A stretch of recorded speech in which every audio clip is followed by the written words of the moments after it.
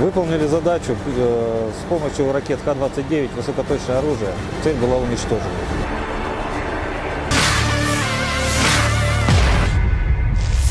Militer Rusia dan Ukraina memperbarui informasi dari garis depan dalam 24 jam terakhir.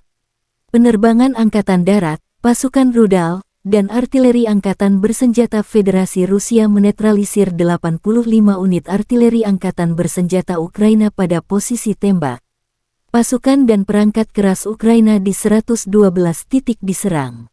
Fasilitas pertahanan udara Rusia menembak jatuh 3 sistem roket peluncuran ganda HIMARS dan menghancurkan 11 kendaraan udara tak berawak UAV Ukraina di dekat Liman Vetoroy, wilayah Kharkov.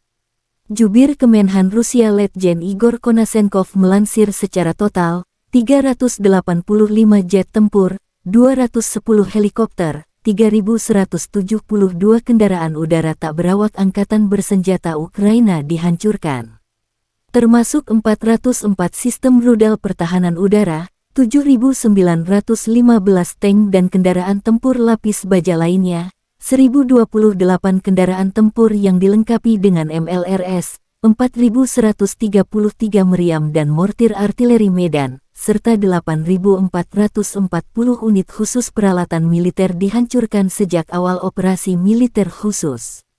Dari kubu Kiev, Kemenhan Ukraina melansir 1.010 prajurit Rusia dinetralkan dalam sehari terakhir. Secara total Federasi Rusia sudah kehilangan 142.270 prajurit sejak awal konflik.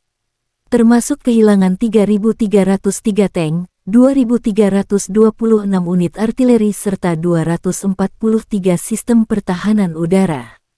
Rusia juga sudah kehilangan 298 jet tempur serta 287 helikopter. Presiden Ukraina Volodymyr Zelensky berharap negara-negara Barat, Amerika, NATO segera mengirim roket jarak jauh ke Kiev. Penjajah mendekati kekalahan, dunia bersatu mengutuk segala bentuk ketidakadilan dan keserakahan sebuah negara yang melanggar teritorial negara lain, kata Zelensky. І збройною підтримкою, і політичною, і юридичною. Сьогодні ми провели з Марком, як завжди, змістовні переговори. Буде більше зброї для наших воїнів, буде більше тиску на державу-терориста, буде більше можливостей відновити справедливість. Разом з Нідерландами ми працюємо над покаранням Росії за цю агресію і над компенсацією збитків, завданих війною. Є вже конкретне рішення розмістити в Гаазі реєстр збитків. Це перший вагомий елемент майбутнього компенсаційного механізму. Впевнений, досягнемо і інших потрібних рішень. Росія буде притягнута до повної відповідальності за все, що нею зроблено проти України і українців. Сьогодні мав честь представити наш народ, наших захисників, наших захисниць на відкритті Мюнхенської безпекової конференції.